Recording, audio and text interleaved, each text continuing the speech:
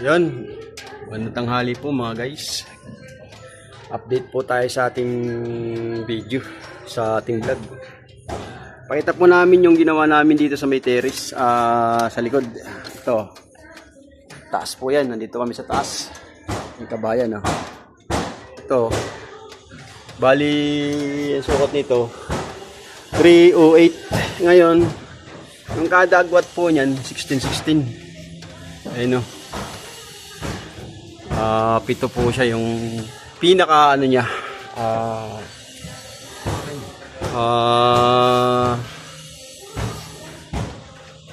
Pamakuan. Yan, pamakuan. Paring pamakuan. Dito naman, lagyan din namin ng pamakuan. Pero matibay na po rin yan.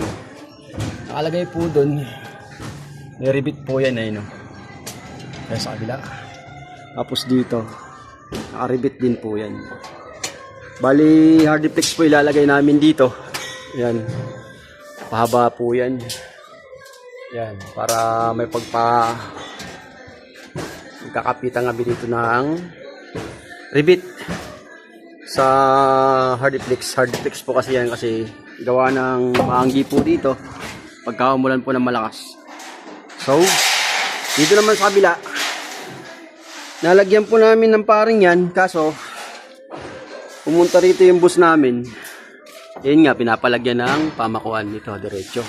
Ganon din po yung sukat yan. Dito. Pares lang din po yung sukat. Ayan, lalagyan din po ng pamakuan dito sa gilid. Para, pag nagkabit po kami ng hardiplex, ganon din ang mangyayari. Para hindi po siya, wala pong lundo. Ayan. Tsaka dito sa kabila. Ayan. Nakaribit po yan. Ayan. Okay. Yan. Padiretso po yan. Hanggang dulo po yan. 4 na unit po yan. Tapos ito. Katapos ito paringan namin. Doon naman kami sa baba. Pero pag dumating yung hardiplex mamaya, lalagyan na po namin ng misami. Okay.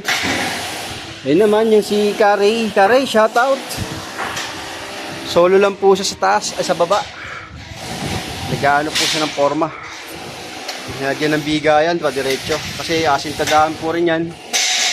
Dito, taas. Sundan po yung biga niya ito. Yan, hanggang dito sa taas. Yung biga niya ito. 4 na unit po kasi yan, puro sarado. Kanya-kanya po yung bintana. Tsaka sa ano nila, division. Alright. Okay, mamaya na lang po ulit. Update ko po kayo pagka okay na. Ayan si Master Boyet. Master Boyet! Ayan, kasama ko lagi yan sa pagpaparing. Okay, mamaya na lang ulit ha. Init, grabe no.